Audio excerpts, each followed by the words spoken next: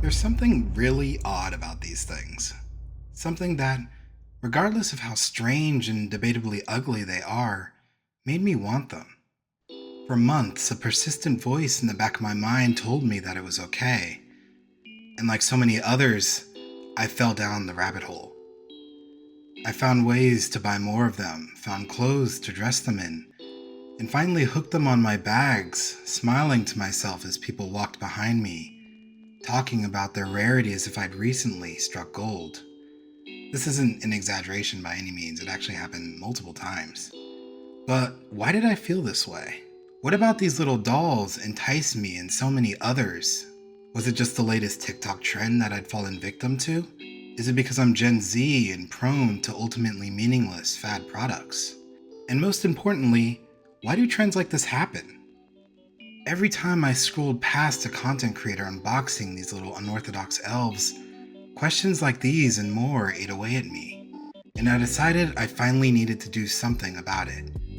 I needed to understand why I had to force myself to not be consumed by the urge to buy these boxes, force myself to forget the crinkling of a package before I finally ripped it open, revealing a small, fluffy creature with giant eyes and sharp teeth, and the joy I would get by buying Louis Vuitton-inspired clothing for it. Well, after some self-evaluation and a lot of research, I'm pleased to say that most of these questions no longer plague my mind. And I hope with this video I can enlighten you too. I'm Redactacat, and I invite you down the rabbit hole of Labubus and designer toys.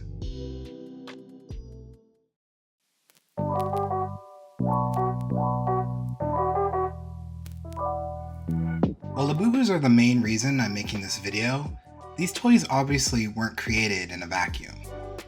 By understanding the history of designer toys, we can more easily grasp why these little guys came to be. Let's start with the term designer toys. As summarized by the retailer Toylectables, designer toys, or art toys, are all contemporary collectibles and toys created by artists and graphic designers. They are often self-produced and manufactured by smaller, independent toy companies.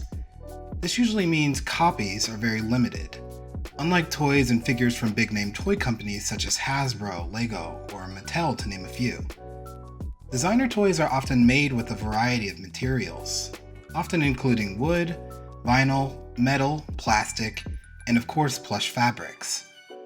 An initial observation I made is that a lot of these toys have a similar base design, with most differences coming with how they are painted, dyed, or whatever other features on top of the base design they have. This isn't true for all of them, but keeping a similar base likely allows for a less expensive and intensive replication process. But it wasn't always that way. Now, in researching designer toys, I came across a lot of conflicting sources pertaining to their place of origin. But the general consensus seems to be that these types of toys originated simultaneously in communities around China and Japan in the mid to late 90s.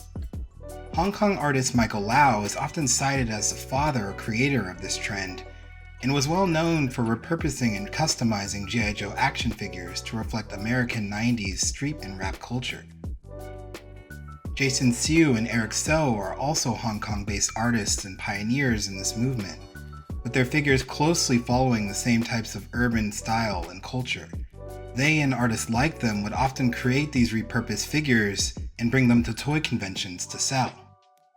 Paul Butnitz, founder of brands such as Super Plastic, a social media-focused animated character universe, and Kid Robot, a retailer for art toys, said in his book I Am Plastic that making and designing toys themselves in limited editions meant that artists could take extraordinary risks. In other words, due to the limitations of mass-producing toys, brands looking to sell large amounts of them needed to design them in a way that made this process easy.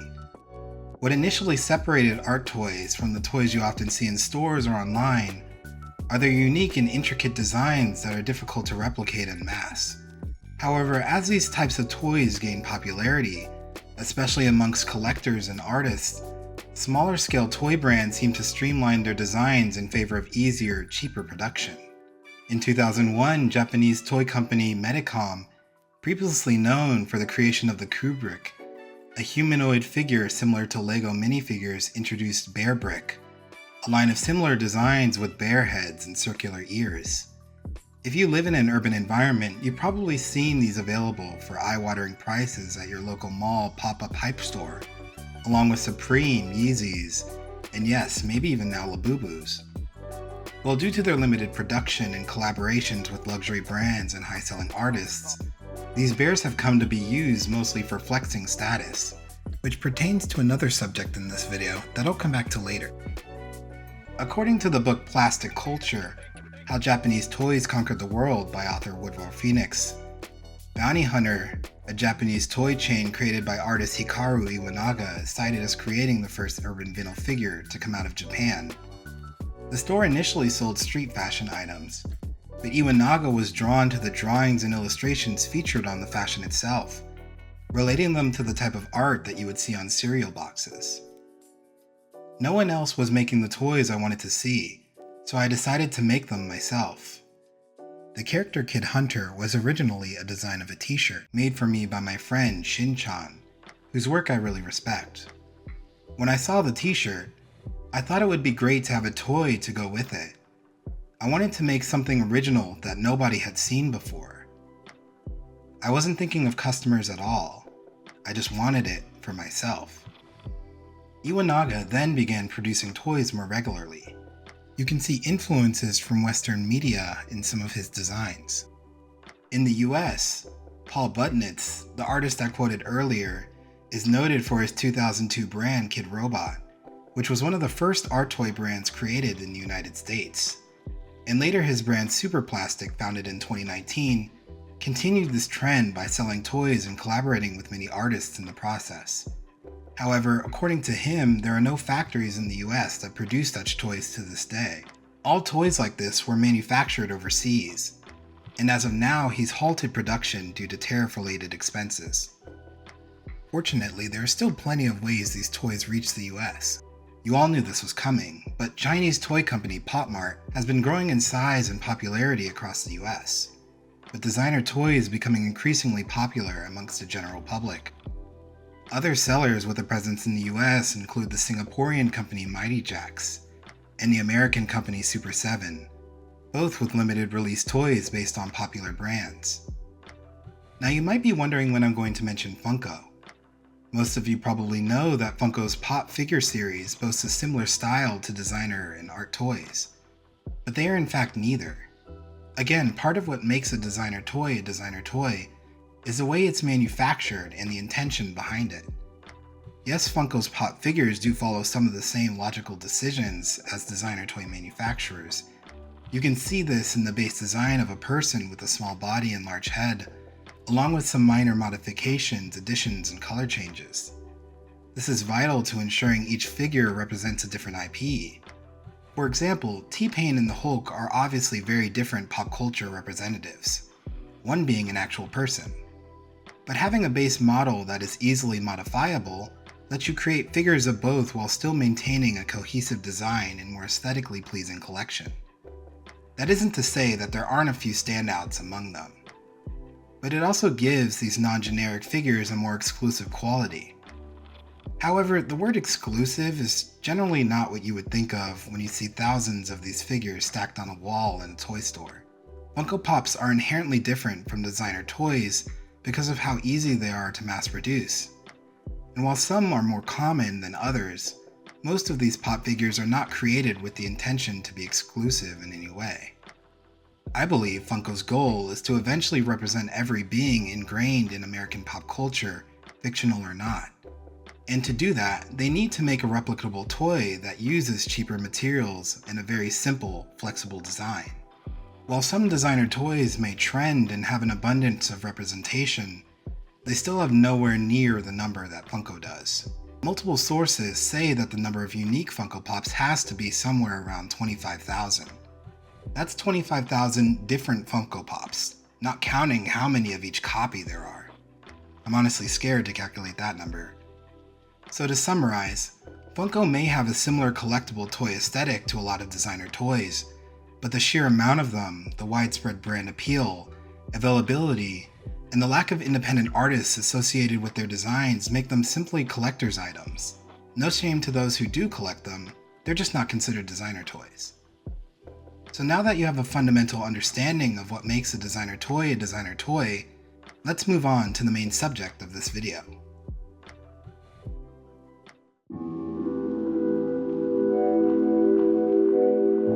Kaesing Lung was born on December 31st, 1972 in Hong Kong, though for a good portion of his early life, he lived in the city of Utrecht in the Netherlands. Growing up there, he was inspired by Nordic mythology and storytelling, working to incorporate his childhood doodles into his later work as an illustrator. According to the article The City That Made the World Fall for a Monster by Ziyi Yang, Howard Lee, the founder of famous Hong Kong-based toy brand How to Work, was aware of Lung's illustrations and messaged him on Facebook, asking if he wanted to try his luck in the toy industry. From there, a partnership grew, and in 2015, a total of 60 Labubu vinyl figures were produced to bring to a toy convention in Taipei, Taiwan. Lee and Lung were both nervous that these original 60 figures would not sell, and they also had to compromise on their original design, using a combination of cheaper molding methods and redesigned proportions. These alternative methods of creation took so much extra time that Lee and Lung weren't able to paint the figures before the convention began. Instead, they opted to leave the figures completely black, only later painting their eyes and teeth. They hoped that doing this live at the convention would attract guests, and now it has become one of Lung's traditions, painting the eyes of Labubus at signings and releases. It wasn't until 2019 that these toys began to see worldwide appeal, when Kaesing Lung signed an executive deal with Pop Mart, turning these fascinating figures into a well-branded collectible toy line.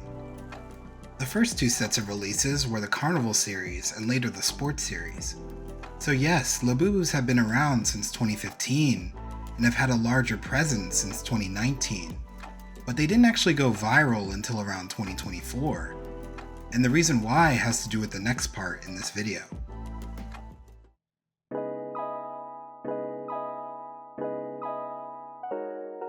So we can actually pinpoint the general time when Labubus began to first spike in popularity, which came around the spring of 2024, when Lisa, a member of the K-pop band Blackpink, posted several photos of her with these designer toys on her Instagram story. And if you know anything about K-pop, you know that the fans will make something popular by any means necessary. But it wasn't just her. There are plenty of other celebrities spotted rocking Labubus throughout 2024 and into 2025. From this we can gather that a large part of what exposed Labubus, especially the Macron keychain versions, to the general public, was a mix of large and small influencer marketing through TikTok and Instagram. If celebrities were buying and wearing them, then you had to as well.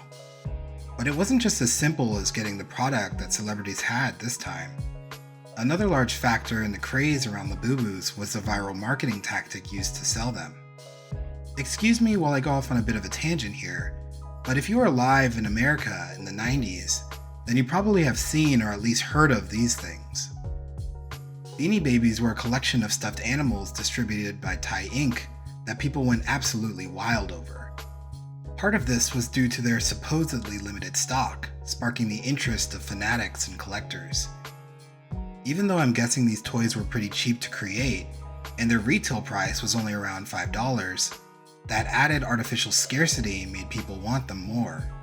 If you could get your hands on a Beanie Baby, you were special, exclusive, and like the crypto bros of today would tell you, you'll make your money back later.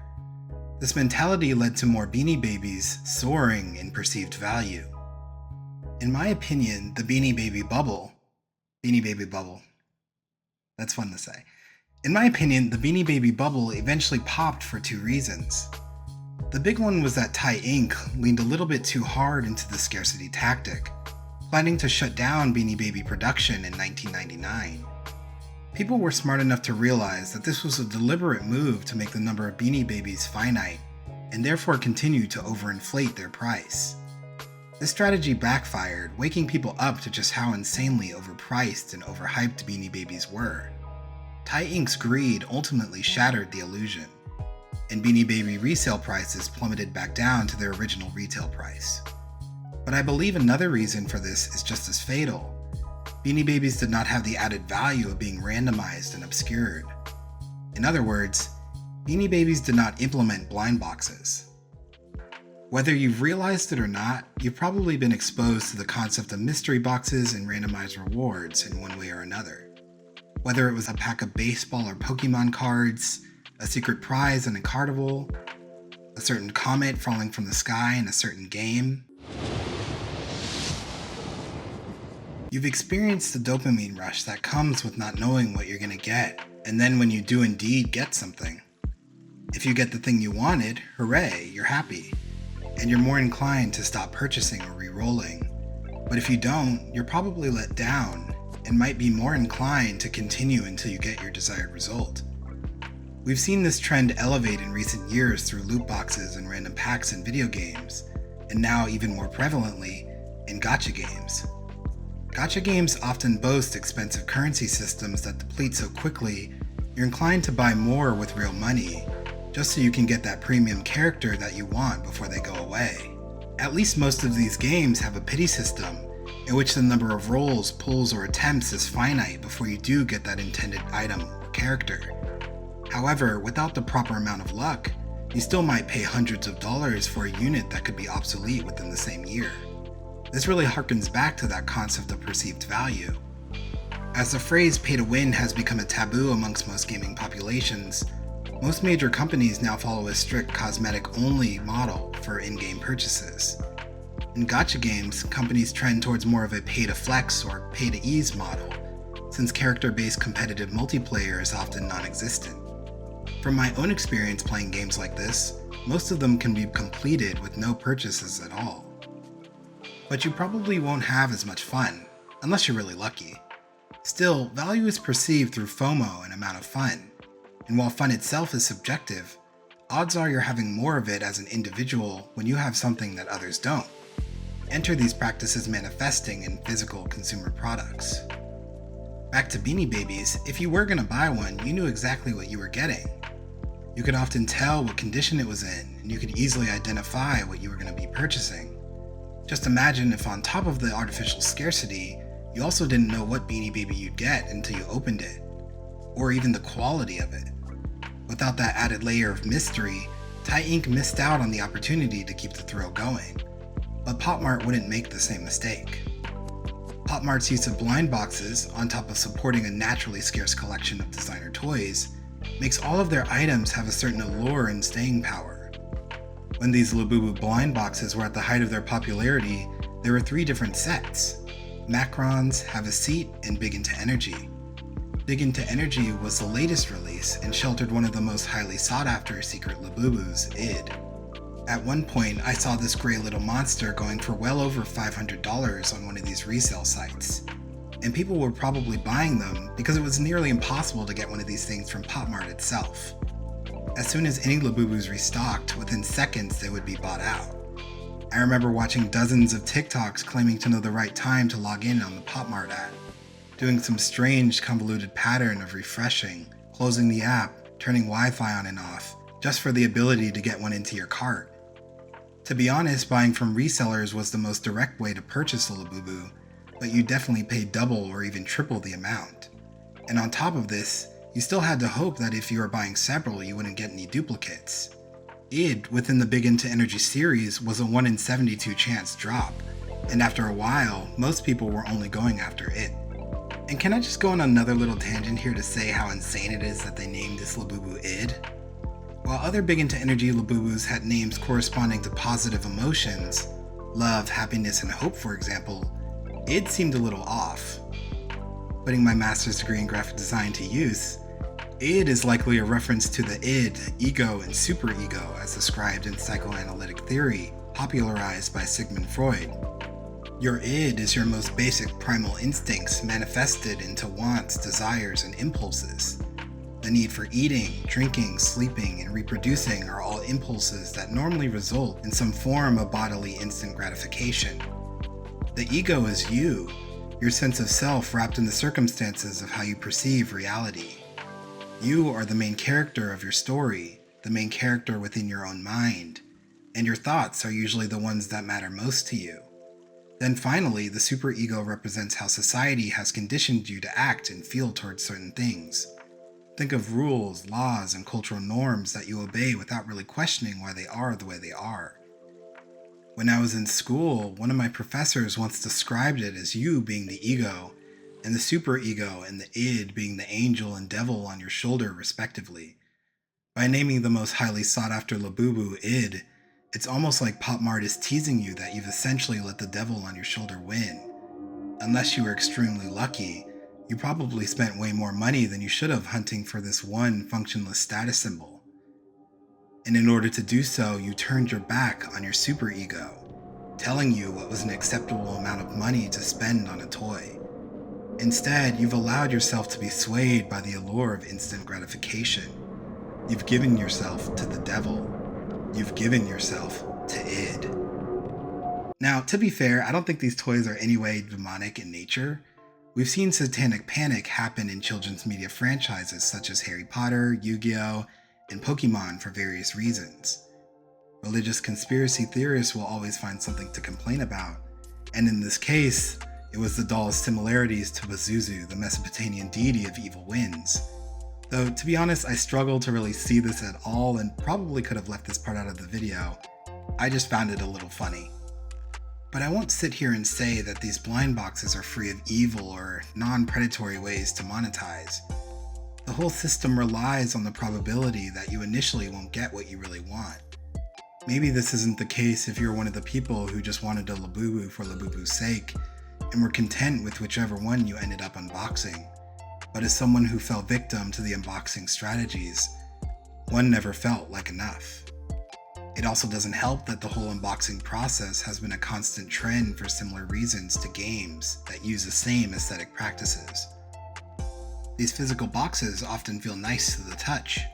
There's that satisfying pull tab that a lot of them have been implementing lately. Then there's the wrapping, another layer to the mystery box that begs you to open it. And then finally, the reveal of what you got and your personal reaction to it. There are literal ASMR TikToks dedicated to capturing the sounds of this phenomenon. And I'm confident that none of this is accidental. Packaging design is crucial to sales, primarily when the entire appeal revolves around opening it, and Pop Mart has flawlessly executed this approach. According to a Business Insider article by Katie Natopoulos, Pop Mart is on track to sell $1 billion worth of these figures this year alone. And keep in mind that this isn't counting resale prices and online auction sites, which probably account for even more. And worst of all, not all of them are even real. If you were on TikTok, YouTube, or Instagram during the trend of unboxing Labubus and other Pop Mart figures, it was fairly common to come across content of creators opening seemingly real blind boxes, only to end up with distorted abominations that resembled their real counterparts. These Lafufus spawned their own notoriety and status, as some were so ridiculously hideous that they made for an abundance of gag content. Unboxings gone wrong. I even believe unboxing these fake knockoffs got so popular that many creators would intentionally buy them to make content. This was the first time I've heard of something like this happening, but there have to be other cases of it. If you know any, feel free to let me know down in the comments. However, as of the time this video was posted, the Labubu trend seems to be dying down. Since around mid-September, I've been seeing resale prices even out to around $40 to $60, which are still substantial markups, but much more reasonable than the $80 to $100 they were at peak popularity. Pop Mart's website itself is also doing better, with Labubus not constantly being out of stock with every login. Though some Labubus are still very hard to get, especially Zamomos, the big ones with tails. Overall, the fad seems to be dying out, and it's only a matter of time before a new one takes its place. The cycle will continue.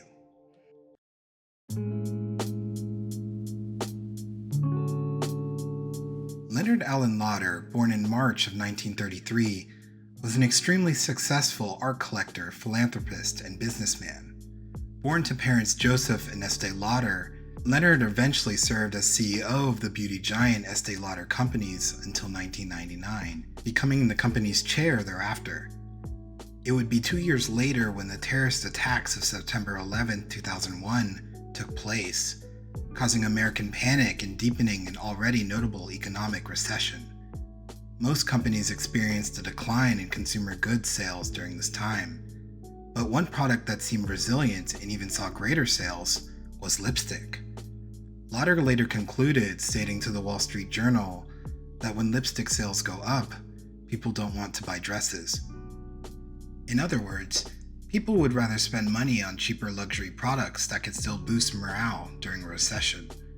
This theory was later coined as the lipstick index. According to UC Berkeley's leading business journal, the Business Review at Berkeley, there are a lot of similar indexes used to gauge economic well-being.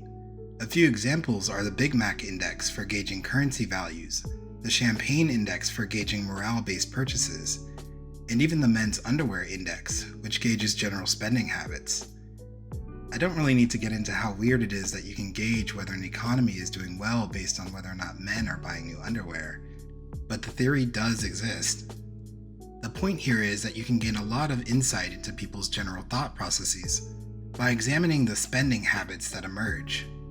Fortunately for economic studies, the soaring sales of Labubus might be this generation's newest index. If you're a millennial or Gen Z like me, then you're most likely experiencing the wrath of the economy right now. Inflation is making consumer goods unreasonably expensive. The job search and general job market may feel like climbing an insurmountable wall, and buying a house may seem like an impossibility. On top of that, it's hard to predict when this period of economic stress will come to pass.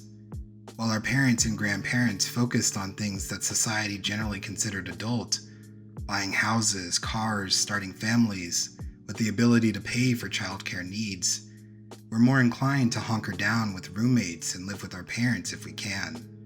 We save money and invest in trendy, flex-worthy material or nostalgic products and memorabilia from our childhoods that still make us happy. Small luxury items might not directly equate to monetary success, but they do give the illusion of it, and definitely contribute to social success in these hard times. You might not be able to buy a house, but you can flex your denim tears. You may not be able to buy a car, but you can flex your Louis Vuitton bag. And yes, Labubus and other designer toys fall within this category. With the rise of social media and content creation, and the ease of accessing it and creating it, flexing for social credit has been a way to supplement the otherwise bleak reality that we have to face.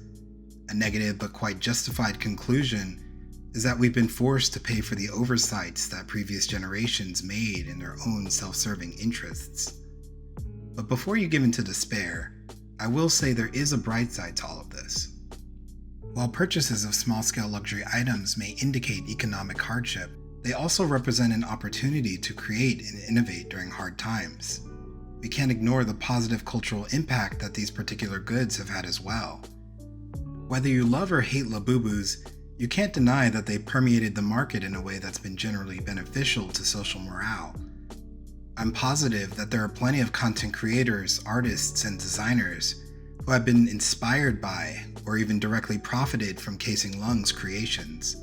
Communities and friendships have been created, content has flourished, and even entire events revolving around showing off and buying accessories for Labubus and other designer toys have spawned from this phenomenon. Labubus also haven't been the only designer toy to see a large increase in popularity. Pop Mart's other investments, such as Skull Pandas by artist Xiong Miao, Irono by artist Lung, and Crybaby by artist Molly Yom, have seen increases in initial sales and resales alongside Labubus. And while these artists have specifically signed with Pop Mart, there's no stopping artists from anywhere from creating their own designer toys that might become just as trendy anywhere in the world. And while trends eventually do come to an end, it's anyone's game to start the next one. In times when uncertainty eats away at all of us, we still have a choice to continue dreaming, discovering, and creating what we want to see in the world. Don't allow the public sentiment to keep you from accomplishing your next dream. There's always the possibility that you might become the next Casing Lung and create a global phenomenon that captures the hearts of millions. This is the first YouTube video I've ever created. It's on a channel I previously used to only watch others make the type of content I dreamed of making myself. I never made content before, but I have plenty of experience watching it. All this is to say, I know how YouTube works. As a new content channel with only one new video, I'm prepared for the possibility that almost no one will see it. But that's totally okay. I made this video because it's on a topic that I personally find interesting. And at the end of the day, this video is something I can be proud of even if no one else sees it. But if you have seen it and also managed to watch all the way to the end, please know that I'm forever grateful for your viewership. It means so much to me that you found the time to watch a video on a channel that hasn't yet been validated with tons of likes or subscribers. If you enjoyed watching the video and the type of content I've created here, please consider liking, subscribing, or commenting your thoughts in the comments section below. I've also listed all the sources I used to make this video possible in the description, so feel free to check those out as well. Regardless of how this video's reception goes, I have plenty of more ideas I'd like to pursue, cultural phenomena I'd like to explore, and things I generally like to share. I'll be getting on those shortly, though if you do have suggestions for other topics surrounding art and pop culture you'd like me to cover, again feel free to let me know down in the comments. For now, this has been Redactacat. Thank you, and I'll see you next time.